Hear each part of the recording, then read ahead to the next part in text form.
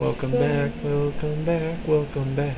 It says offline. Offline. Okay, give us just give us a couple seconds here. There we go. We're back. Because I still have a red bar here. Okay. So I don't know what that's from. Because the only thing open right now is my Streamlabs. Yeah, I closed everything out except the mod mode. So. Yep. So okay, I think we're okay. Yeah, we're back. Okay. But yeah, the thing with Hollywood now, they want every kid to be like that super smart kid that can figure it out, that has answers to big issues. And while there are kids that are sometimes that adept, most kids are going to react like kids. If my kid's seen something scary, as big as he is, and he's a tall boy, he's going to break down crying. Yeah. That's just a natural reaction for a child to have. And most kids aren't going to be able to solve like super duper mysterious things. Now the only addendum to that I will add is Shazam. Shazam did an excellent job of showing how a kid would react to getting that kind of power. Yes. Especially with all of them. The and I like the adults too. Yeah, the part where Darla met saved that Santa. I was like, I've been really good this year. It was like, she's still a kid. I mean, that's the whole. But even the lead character Shazam cracked me up because if we got those kind of powers, all of a sudden you're gonna test them out. Yeah. And you're gonna do the lightning in my hands. Yeah. And you're gonna freaking everything he did made sense, and all the kids, including like his best buddy. I hate to call him a sidekick because I didn't think of the kid as a sidekick. Right. I thought he was whining at first, yeah. And Axon can tell you, watch the movie together. I was like, this kid gets on my nerves. But once you start to really peel back the layers, I started to like him, and once he got the powers, he was still funny. Yeah. And all of them, like, wow, this is like when he tried to do the Kamehameha, the one kid. Well, he did the Hadouken. Yeah. Yeah. And the one kid's just running through there, and he's like, Hadouken, Hadouken. Yes. Could you know? If I was able to wake up one day, especially Youngton, with like Saiyan powers or Sailor powers, forget it. Right. We'd all be testing them out because that's what kids do. Yeah. And I love when movies remember that. I'm not gonna lie. I try every once in a while to do a Kamehameha because it's like maybe it'll work this time. We were talking the other night about being Gundam specialists because him and his friend said if Gundams were a thing, they would be pilots. Oh. I just want to be a mechanic. I want to tinker with them and make them go faster or cool down pressure. I don't know why. I've always loved tinkering, but for me, if there was a Gundam world, I would be a mechanic. That would just be my thing. She's going to build the Doomsday Weapon. Yeah. This is the face that pilots the Doomsday Weapon. Exactly. But we love movies and we love TV. And I see where a lot of entertainment is going. And I don't say there are shows that don't speak to us or movies that don't speak to us. And they're not always the uppity pretentious stuff. I can't wait to see the second Hitman's Bodyguard. I like the first one. I didn't take it seriously. But I don't want to see that Karen movie. I don't understand the need for it. And then you see the person who made it and his other movies, and it's like, I don't like where this is going. Why do I need a movie? I work retail for probably 20 years plus. Yeah. Okay, so I've seen a lot of Karens. It's like, why would I want to go see a movie about something that I could just go to work and experience? Or we are on YouTube like most shut-ins now. There's a good channel with compilations of Karens of all colors because, FYI, a Karen is just, to me, a woman that can't mind her business and flies off the handle in public. So, yeah, I don't understand why we needed a full-length clone of Jordan Peele style without the nuances of it. And I said it on Twitter a few days back. I was like, as long as TikTok and YouTube replay vids of these freakouts are available, there's no way I'm paying anybody to watch a movie like that. And I don't need, as a black woman, to have a movie minimalize racism for entertainment purposes. Ooh, that banner right there. I feel like a lot of people don't understand that for black people, especially in entertainment, after Black Panther, Hollywood can't keep getting away with making our pain entertainment. Right.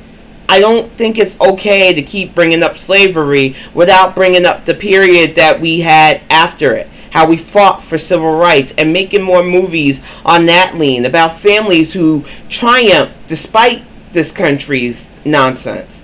But instead, you have so many shows still geared towards the past and still minimizing the impact that it had on us, and I'm just over it. That's why I'm excited that you're seeing more Gen Xers step into these roles for making movies. Because we understand, I swear, for me the 80s just had it all when it came to, whether it was over-the-top camp or serious movies, the best soundtracks and the best stories. Overboard, which I hear they're trying to remake, and The Ski Lodge. You can't remake that movie. The Kids worked, which once again, 80s movies and kids, let kids be kids. The music worked for it, and I loved Goldie Hawn and what was her husband's name? Kurt Russell. They're still together. Yeah. Homegirl is like what? You said she was 80? She is 75. She looks amazing. She looks great. Yeah. Unproblematic and non-bigoted that we know of. You notice that the unproblematic, non-bigoted, older white actors still look good. Look at Homegirl from I Dream of Jeannie. Barbara Eden, you don't see her involved in anything messy. Dolly Parton, you don't see. She's actually been standing up on Twitter. Is it Linda? Wonder Woman. Yeah. Oh my gosh, Linda Carter. Linda Carter. She is beautiful. She could play Wonder Woman now. Yeah. She could just Queen Hippolyta. Yeah. Just put her in and do like a Kingdom Come movie. Yes. She could play that Wonder Woman. She is so pretty, and I was just like, wow. And our favorite homegirl from Star Trek. Yeah. Lieutenant Uhura. Michelle Nichols. Yeah, she still looks good. I mean, these people, yeah. There is a clear line between being a hateful person and being somebody that has no hate for anybody. Yeah. Who just wants to live their best life. And I mean, even Grace Jones scared me as a kid because she was always playing like really tough roles. But she has aged beautifully as well. And it's just like, I see a lot of people who were big in the 80s who did not, who you could tell had some really harsh lives. And you see those who just, they love what they do, and it comes across, you know? And I miss people like that, because we've lost a lot of good, like, musicians and actors, and especially if you were fans of a lot of the early 80s, 90s stuff. You know, we lost our River Phoenixes. And while Joaquin, to me, he's a brilliant actor, he is somebody, and I joke around with asking him about this, I feel like if I met him, I would either dig what he had to say or want to deck him within 5 minutes. That's the vibe he gives me. I'm either going to like something that comes out of his mouth, or we're going to get into a fight. Because he just comes across as he really wants to be down at times, but he oversteps them boundaries. Because you know you have those friends that think they can say whatever they want to you because we cool. And it's like, no, we're not that cool. You need to chill. And I don't go around... That's a good one. I don't go around meeting celebrities most of the time because of that.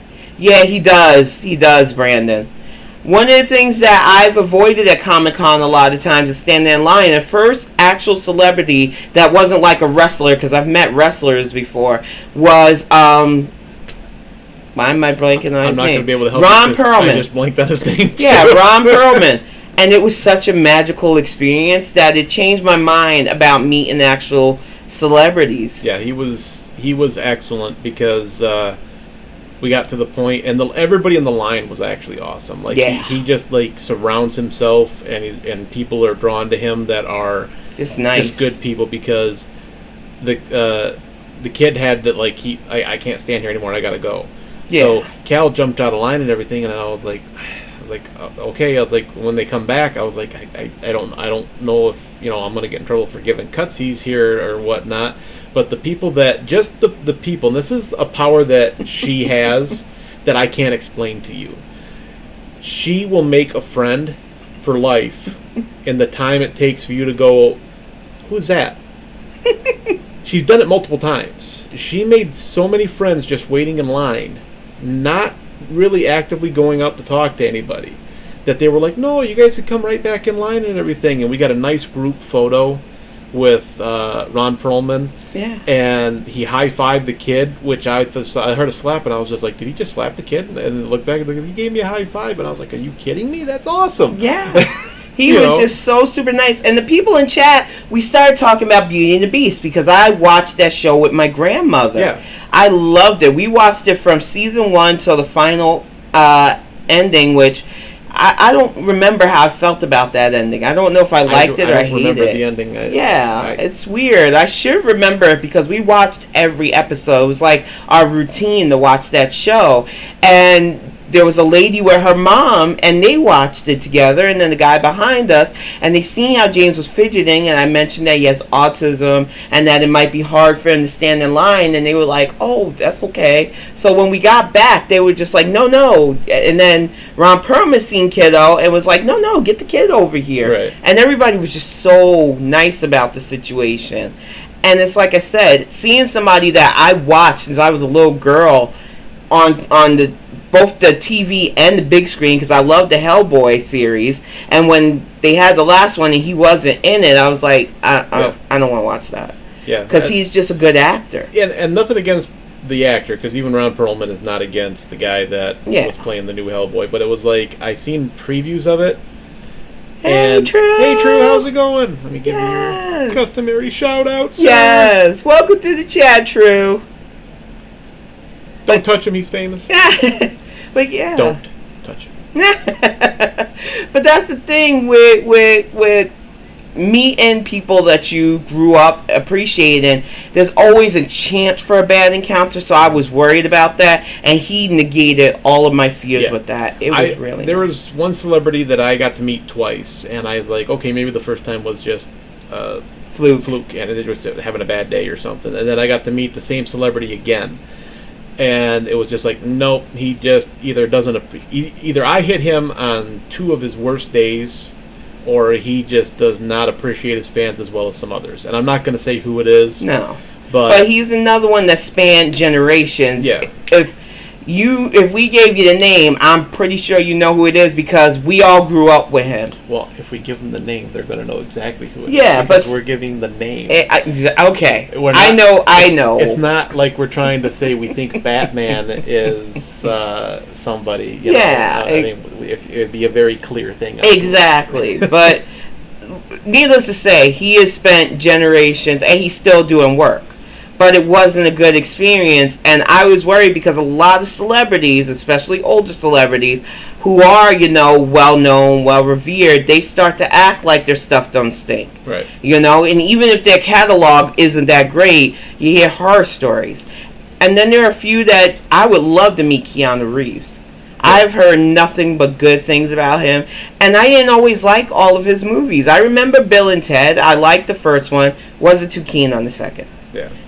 I loved him in the first Matrix. Didn't really like the sequel. I think that's with Matrix. I think that's everybody. Everybody really liked the first Matrix, and then the story just kind of went. We weren't even wondering about that. We just wanted to see more. And the man can't do an English accent, so please stop putting him in British movies because that's embarrassing. But I love him as John Wick. I have his John Wick Funko Pop. Yeah, I saw it. I was at work and I saw it, and I was like, Cal's gonna want that. Because at first I didn't want to be bought because I'm in a weird place with Keanu Reeves. I love him as a person, but I can give and take his movies. And after I watched Speed 1, I liked him in that. I'm always fearful of I'll get into his movies and then I'm gonna hate whatever sequel they keep forcing upon us. So I didn't want to be bothered. And Greg was like, "No, you will like the John Wick movie. Watch it with me." And it was like an anime moment because stars in my eyes, hearts, because I love this movie. I love that he went through all that trouble not only because of his wife's memory, but for a dog. Yeah. I'm a dog person. I love dogs. And it just made me smile, the fact that he was willing to do this, because the car thing, I think, was a part of it, but it was mostly to avenge that little dog. Yeah.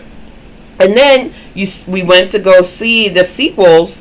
I don't know if I've seen 2 with you, though. I think we watched 2 at home. Yeah, I think we watched 2 at home. And then we went to go see 3 in the movie. I think we went to see 3 in the movie. And I was worried about 3, and I love 3. Yeah.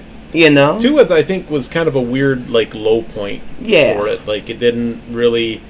It was like, okay, this is going to show some consequences and repercussions, and then 3 was kind of like... If they would have, like, have both movies and just shoved them together, it may have turned out a bit better. Yeah. But they wanted to make 3 movies with it. And now they're coming back with a 4th, and it's like, well, with the crumbs they left at 3, I really want to see a 4th now. Well, he's actually said, I'll do John Wick movies as long as you guys want me to do John Wick movies, which I think is awesome. Exactly. That the guy is just like, hey, you guys like it, I'll give you what you like. You know? Even if the story sucks, the fight scenes and the music always pop. Yeah. And that is another thing I need Hollywood to really get on board. Some people are really good with storytelling. And if you have a good story, everything else follows. But some of you aren't that good at storytelling. So if you're not good with storytelling, have good action and good music. Because that will pull people in. Yeah. And then you can have kind of a halfway idea for a movie. Yeah. And like the 80s are full of them. Yep. Like Rad. I love it, but half the reason I love it is because of the soundtrack that they put in there. It was cut right, it was edited right, they put the perfect song in at the perfect moment. If you watch that movie with no soundtrack and it's just the plot of the movie, it sucks. Yeah. But with that combination, I love it. I can't remember how we actually started to watch it, but I got it as a kid, and it was just like, you either love it or you hate it. And that's what I said last week, even when we did our first special, they made us watch it in an inner city camp. So us kids were like, why are we watching this movie? You know, there was nary a white face when I was growing up in the camp I went to. So we were all kind of like... That might actually play a little bit of a better part of why you don't like it. It was just a weird thing, and it really did remind me of that Drop Dead Fred bootleg, because the people were more mad that they had to sit there and tape this movie because we paid up front for the bootleg, and they just thought it was cracker ass nonsense. And I don't remember anything from Drop Dead Fred, but I still remember that dude getting mad about the cracker ass nonsense. Right. And it's just like there were a lot of movies that were nonsensical, but you knew there was comedy. Like Robert Townsend made a ton of movies in the 80s and early 90s. I think my favorite was I'm Gonna Get You Sucker. I don't know if you remember that one. It had a young Chris Rock in it. What about one rib? How much money can I give you for just one rib?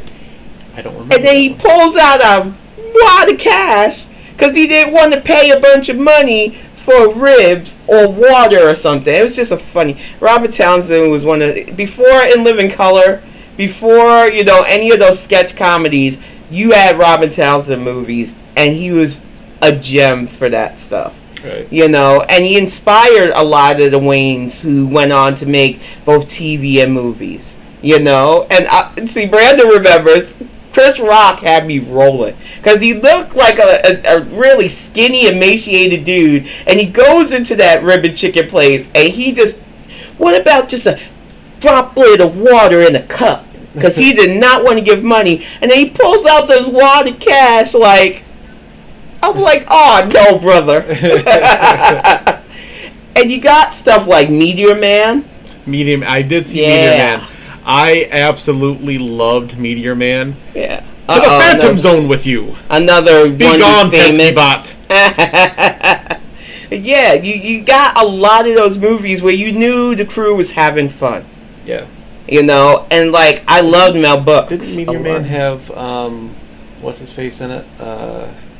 Played Darth Vader. James Earl Jones. Yeah, James Earl Jones. Yeah, I love that movie so much. And that was one of those really rare, if you didn't pick it up, you didn't know about it. Yeah. And I loved watching as a kid. We'd go to the movie. Remember kids when you went to places that rented movies? Yeah, Blockbusters. Going to Vudu or going to Netflix, and you had to family movie. You had to pay somebody. I want these 3 movies, and you walked out with a case like that of 3 movies, and you were just like, hey, don't forget to rewind those. Remember that Be Kind, Please Rewind sticker you saw on them? Remember those kids? Yes, I remember those. You kids don't remember those at all, do you? And it's like that with TV shows, Disappointed in you. Yeah.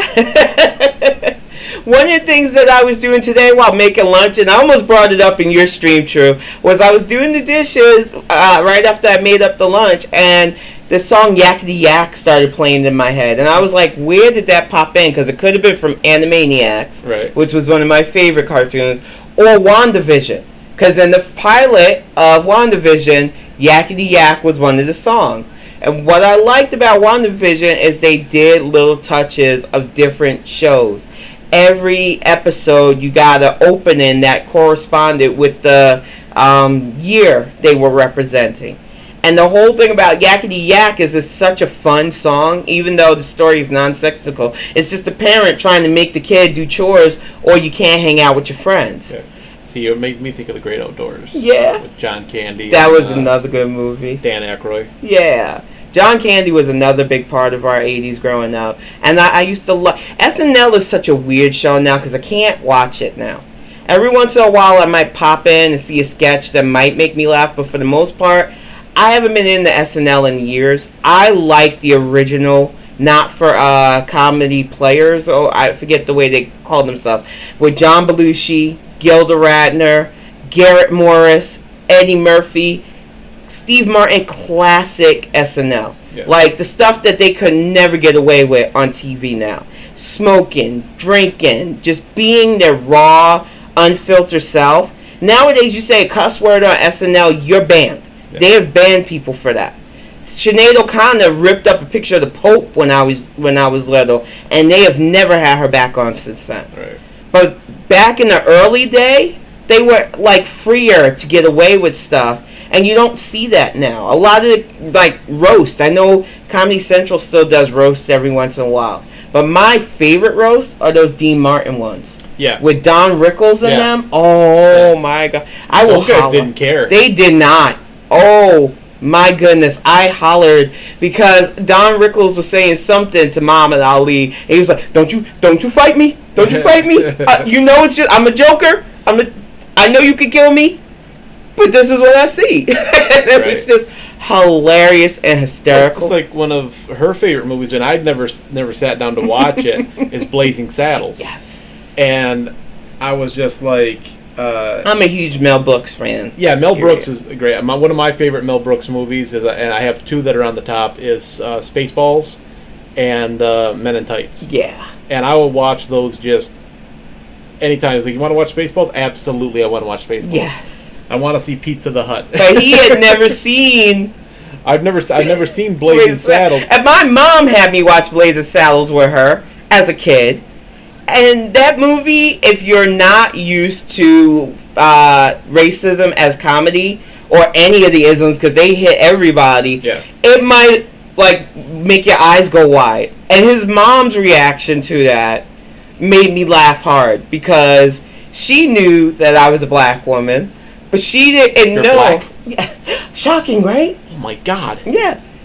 She was shocked at the level of, like, even in the first 5 minutes, you're going to hear the N-bomb a few times within Blazing Saddles.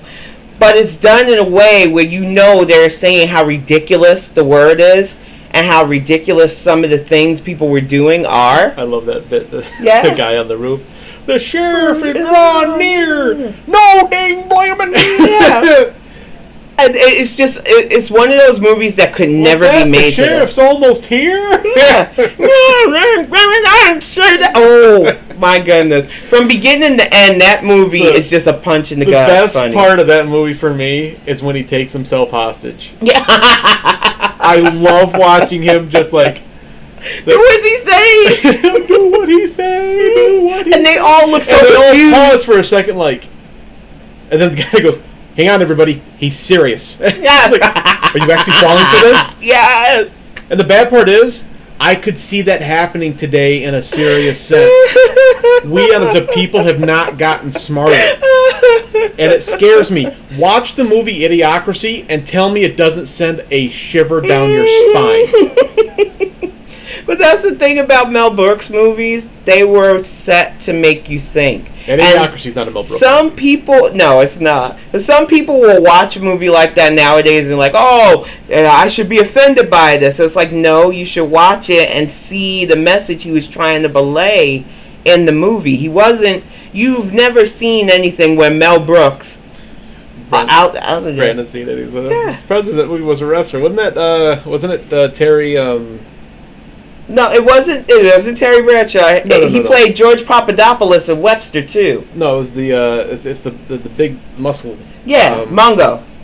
No, I'm not Blazing Saddles. We're talking Idiocracy. Oh, Idiocracy. Oh, yeah, Terry Crews. Terry Crews, yeah. Yeah. Yeah, I love that Terry Crews is the president. Yeah, President Camacho. He's gonna fix all our problems in 24 hours. Yeah. Because I put the round peg in the round hole? What? Yeah.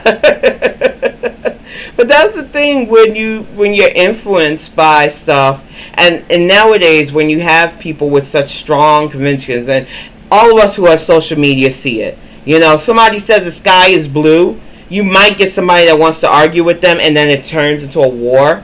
And nowadays, people are unsure what they can say and what they shouldn't say. And I'm of the school of, if what you do, you know you're hurting people, you need to be prepared that you're hurting people. And you can't just dismiss things as a joke like when we were kids. Because when we were kids, we put up with a lot of stuff that we shouldn't have. I say it all the time. Bullying was so natural that if you look at movies like Revenge of the Nerds, that wasn't far from the truth. You had coaches and teachers and people literally bullying you as a kid for being too smart looking. Hey, Philly dog. Hey, Philly dog. Or, just not looking the cool part. And in the 80s, everything was about fashion. And I remember having shoulder pads and trying to be like Madonna one day and like Prince another day. But not everybody had the means to do that. And we had the kids who had literal pocket protectors. And those kids got picked on. And in high school, even though it was a bit away from the 80s, it was early 90s still, you really couldn't tell your friends that you were in the anime or comic books. My friends didn't find out about my nerdiness till senior year.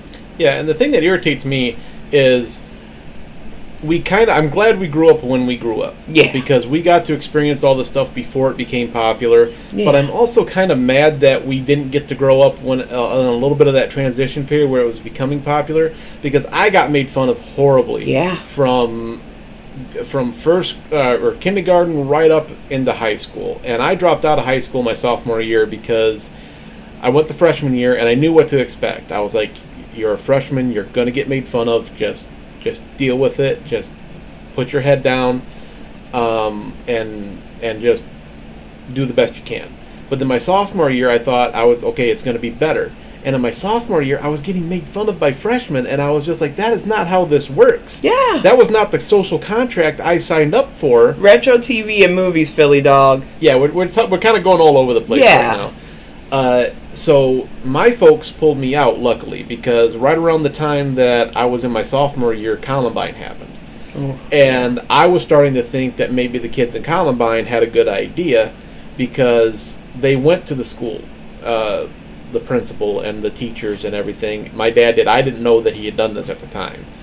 And the one class I was having a lot of trouble in, the teacher sent me a note from my homework, and they said, I'm aware of the situation, I'm keeping an eye on it. So I got a little bit of hope.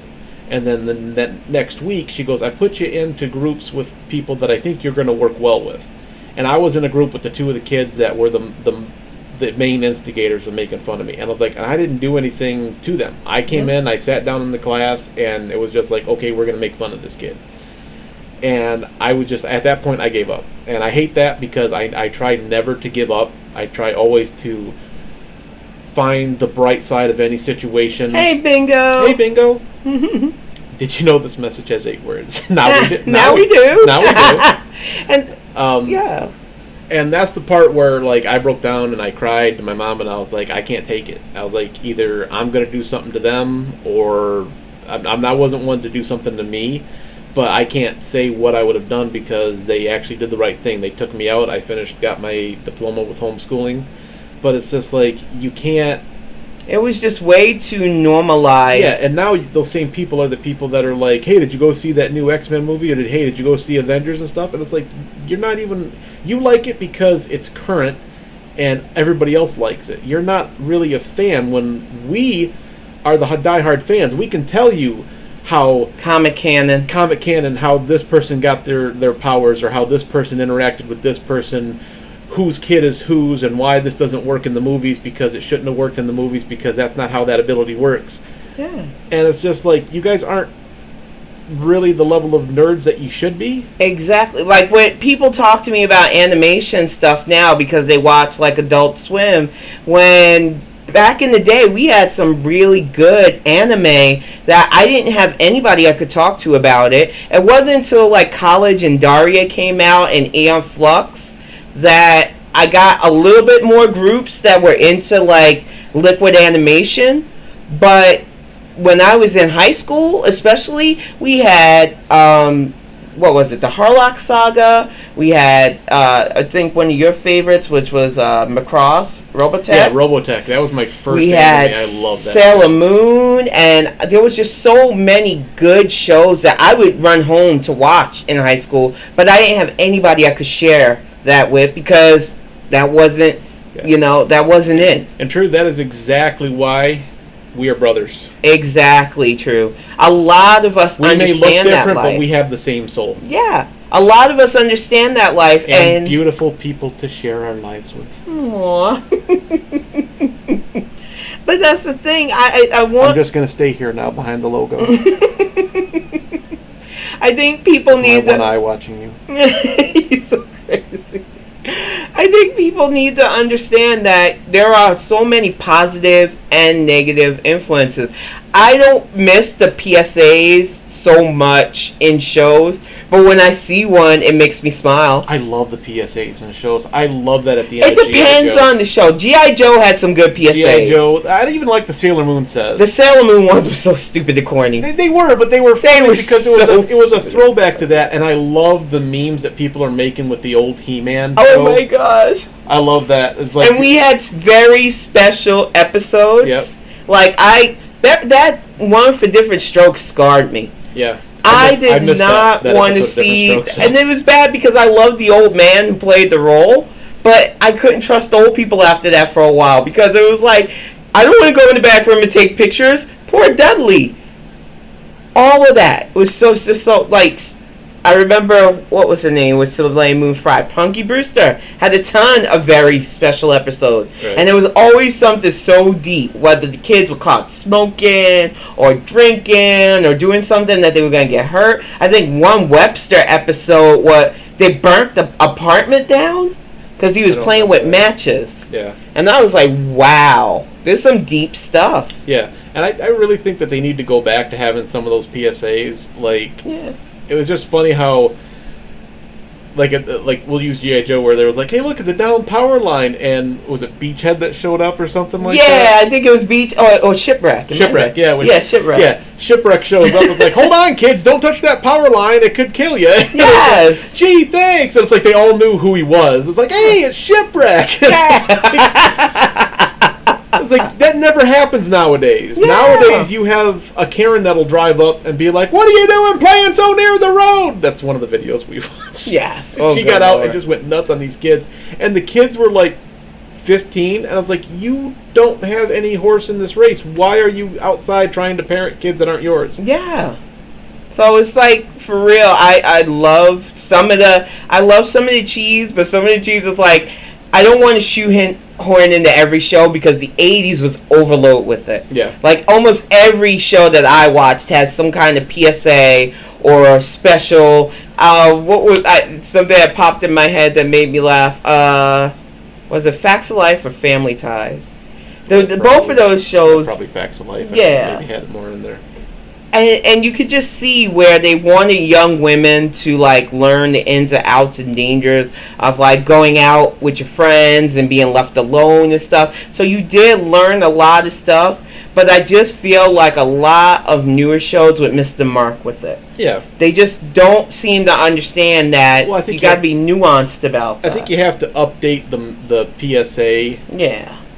To fit what people are actually dealing with right now. Like a lot of the stuff that we would have to go through, like, hey, don't talk to strangers, kids pretty much know that now. Yeah. Like, you still have to say that, but they need to adapt it to, if you meet somebody online, don't give them all your personal information because they may not be your friend. They may not even be a person. They could be some bot that has been programmed for it. So you have to kind of alter what you're doing. Exactly. And to answer your question, Philly Dog, now both of us had to deal with bullies, but my bullying stopped in elementary school because by junior high school, a lot of my mental health issues cropped up and I became the typical New York crazy girl and I would fight you.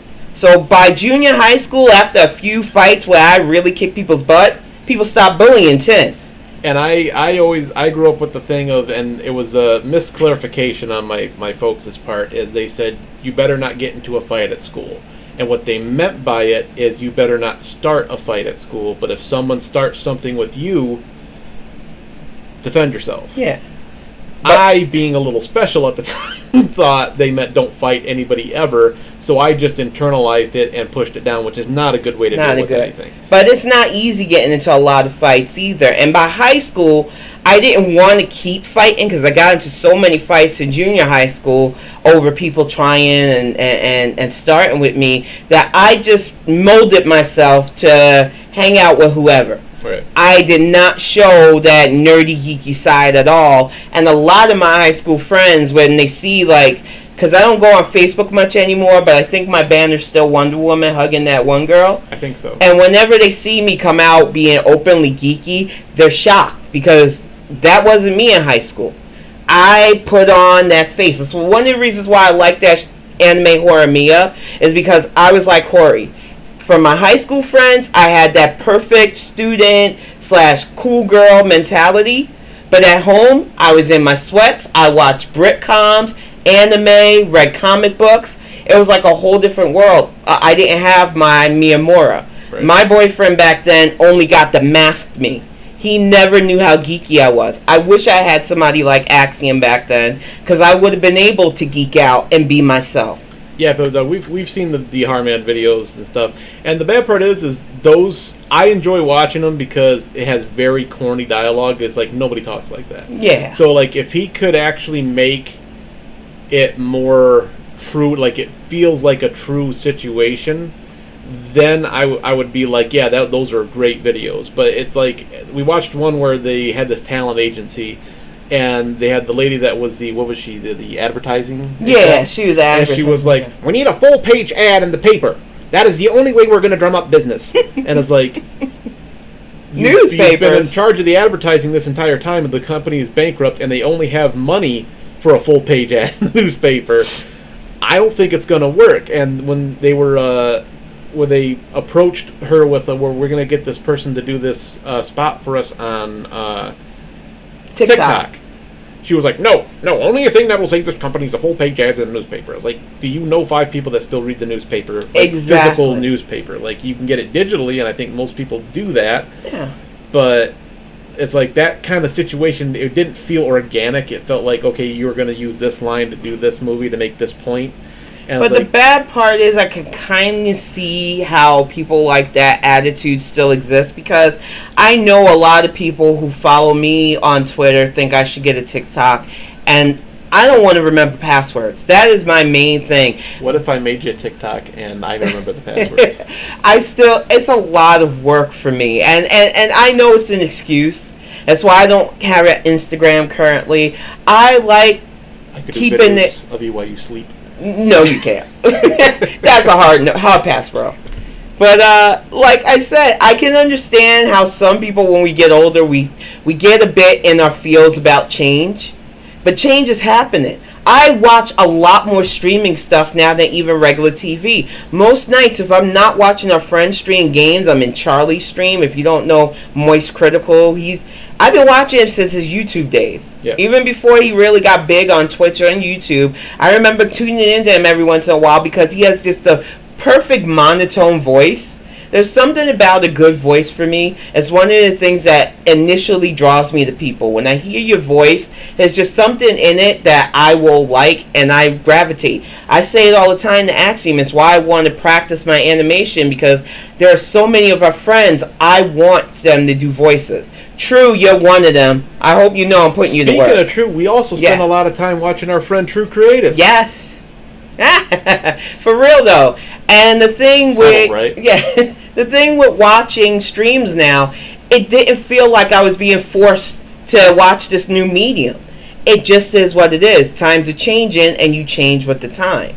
You know, I'm not going to complain that, oh, this isn't like back in the day where I had to watch 50 commercials on an hour special that was only maybe 20 minutes of content. And heaven forbid, if you took a bathroom break during those commercials, you came back.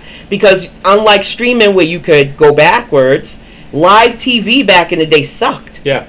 If you didn't have a VCR, you were SOL. If you didn't have a VCR and you weren't recording it, yeah, you missed the episode. And I like the fact that they have DVRs now, but they're still not as commonplace. Like if you want to watch something on stream or somebody streaming, you have to wait for it to get uploaded and hope they don't cut content out of it. Yeah. But back in the day, if you missed an episode of Thundercats, which was another one of my favorite shows, you had to wait for the rerun. Yep. And if you were lucky, you got it quick. Like, okay, they ran it on, like, what was it? I think they ran it on Toonami for a bit, like every day of the week. And then sometimes on Saturday, they would rerun the episodes they ran through the week. Yeah. So you could catch it again. But if you missed it, you were SOL until you could figure out someone that had seen it, or you could catch the replay. Exactly. Now you go buy the series online. You go buy it on Vudu, Amazon, whatever, and you could just watch the whole series. And we didn't have stuff like that. One of the things I laugh at, the only reason why I got to see that Star Wars Christmas special, which I'm warning you guys, don't watch it. I'll save you a world of pain. It's terrible. It is horrible. But somebody back in the day recorded it. It was horrible. It's my Wookiee. They had so many stars and celebrities in it too, so you would have thought it would have been better than it was.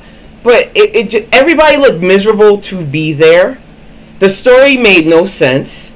There was a lot of songs that I can't stand when they pop in my head because I wish I never heard them. It was bad.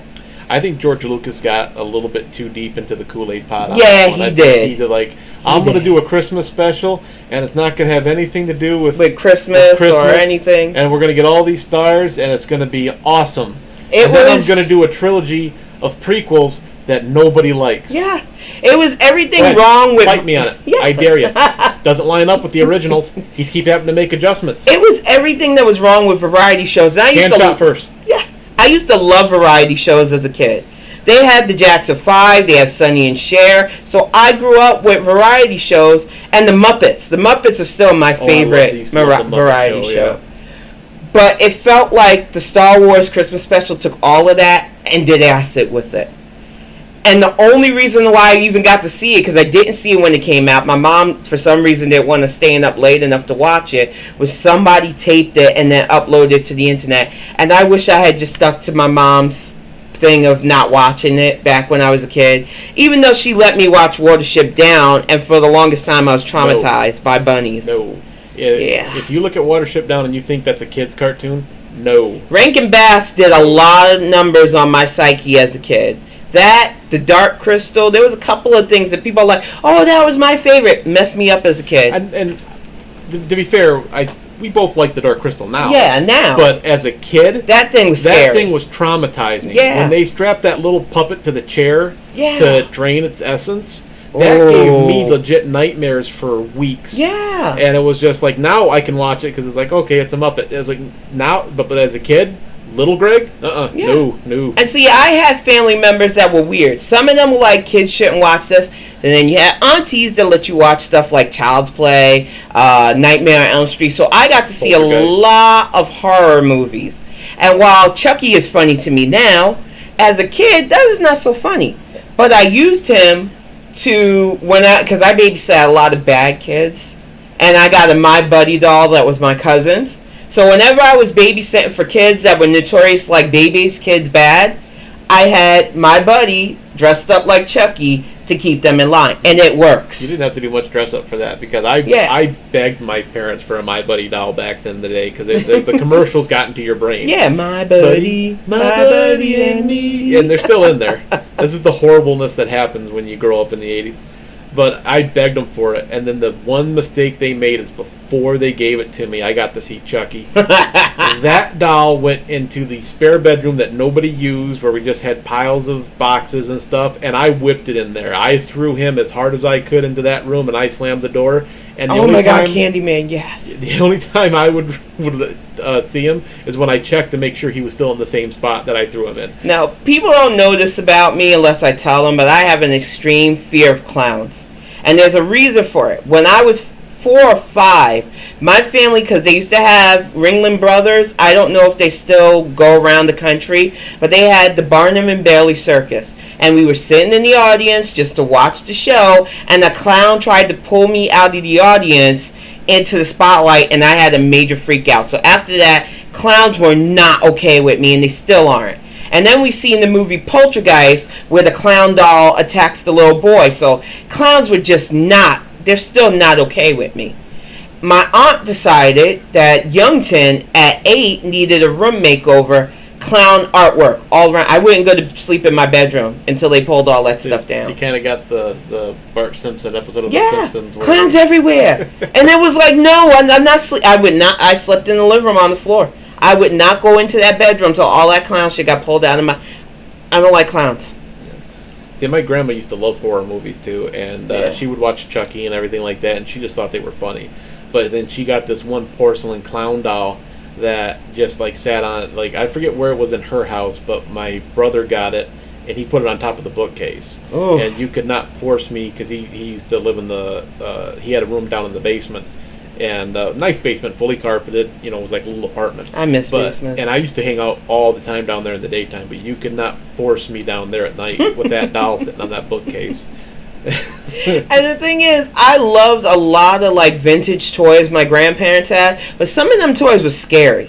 Like we had some old vintage dolls that their faces just look weird, and I was like, I don't want that evil in my house. And when we were going through, like, we had to divide stuff up after they passed, dolls and any figurines from, like, old time got passed off to other aunts because I did not want those things in my house. I didn't want to look at them. They really creep you out. It's like they're going to suck your soul in or something. Right. So it's like, nope, I'm good. Maybe that's what porcelain dolls are. They're kids from those Victorian times. They got their soul sucked out. Maybe. They spend all their time as a porcelain doll trying to get another soul so they can go back and live their lives. It's so creepy. And it's like, I know people are like... That's where all the missing people come from. Yeah. I know people are like, oh, those things are worth money. You should have kept them. No. They are creepy looking. Yeah. But that's the thing. There are just so many old school versus current thing. We should write that script.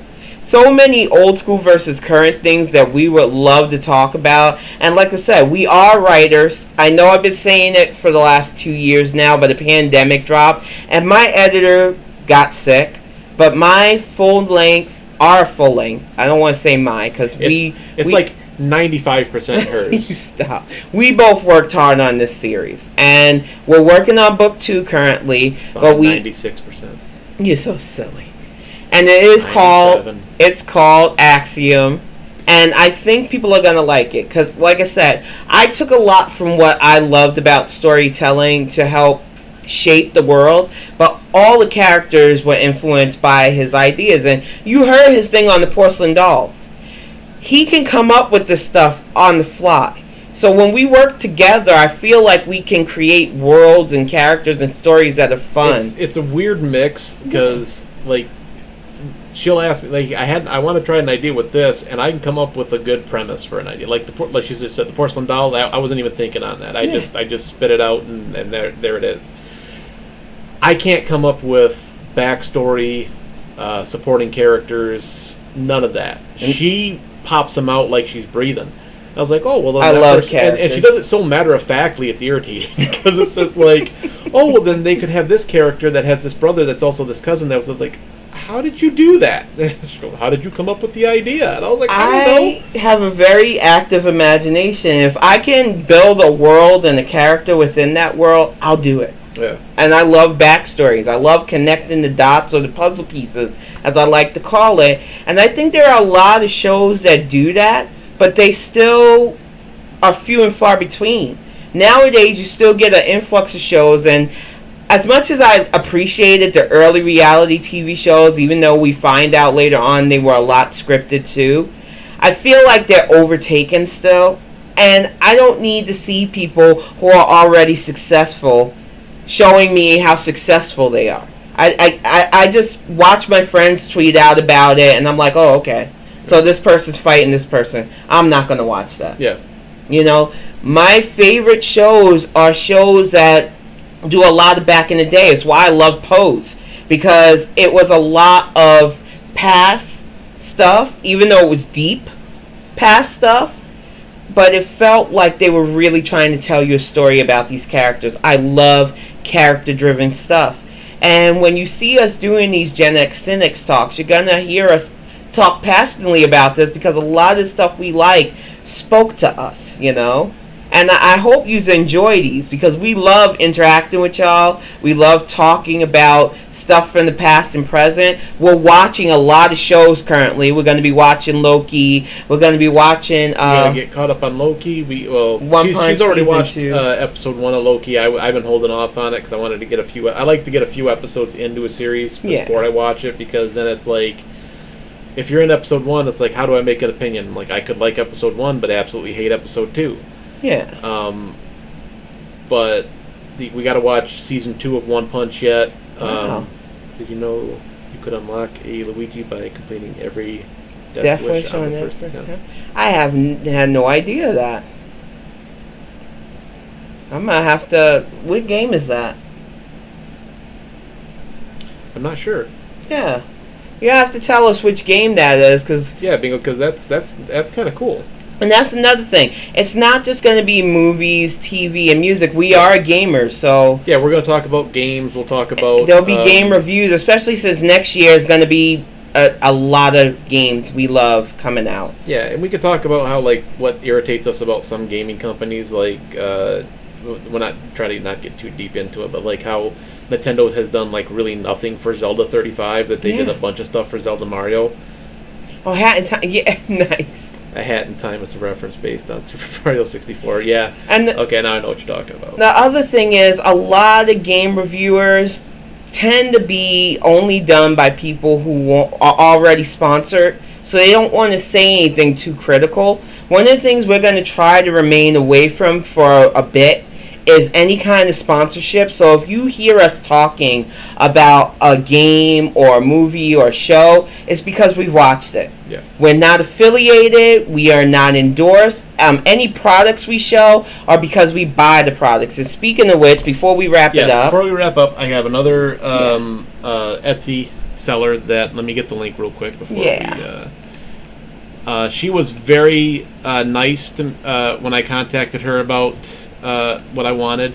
I wanted a, and she sells, these are just little Amiibo card holders. Yeah. For those of us who own Switches, Amiibo cards are a big part of our... I wanted I wanted something to, brought to you by Raid Channel. I wanted something that could hold the cards because I got tired of just having them loose. Yeah. And this works perfectly if you have all the I think there's like 25 Amiibo cards. And she had these on her site, but they weren't these colors. Yeah. And he got mine custom purple because I like purple. Custom purple because I contacted her once and I was like, I wanted something that was like Link's tunic's color, and I like blue, so she gave me this one.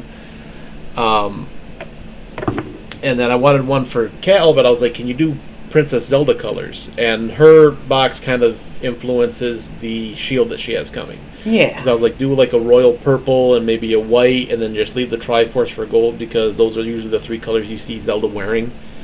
And what's Control V, right? Yeah, Control V. There we go. And like I said, we don't put this out here because we get anything for it. In fact, we buy from her. Yep. And we talked about it. A lot of people, that's how they make their coin. So we are not shitting on those who are sponsored and make your coin. I just feel like, especially coming from a place where I used to do reviews for a gaming magazine, it doesn't sit right with me to put out product that I don't use myself. So we are going to try to veer away from like you said funnily, the Raid Shadow Legends, because I don't play games like that. Yeah, if we give you a review on something, it's our honest opinion on it. Exactly. Like, we will, if we don't have, like, if we haven't used something, or if you guys ask us about something that we haven't actually had any experience with, we'll let you know, like, hey, we haven't really done anything with that, but from what our opinion is of it, looking at this, we'll let you know. But if we've actually used something and we actually enjoy it, we want you guys to know, hey, this is a good product or this is a crappy product. Yeah. You know. And we are open to suggestions. Most of you follow us on here or follow us on Twitter. We are a fun pop culture kind of geeky Gen X type. So if you ever have an idea that you want us to talk about or you want to bring up in chat, feel free. This is a completely, hopefully fun, positive community where you can feel safe talking about things you like and things you enjoy. Now, it's not always like that. He just linked my channel. When I'm on my Bonnet Chronicles, I'm more serious.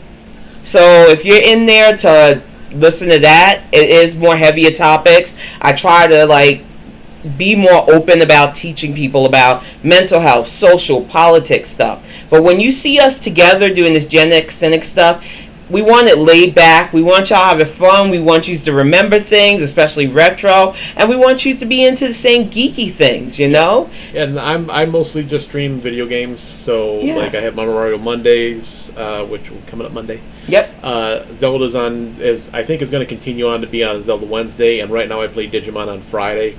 So I kind of take a more laid back, just kind of relax, kind of get away from the stress of everything.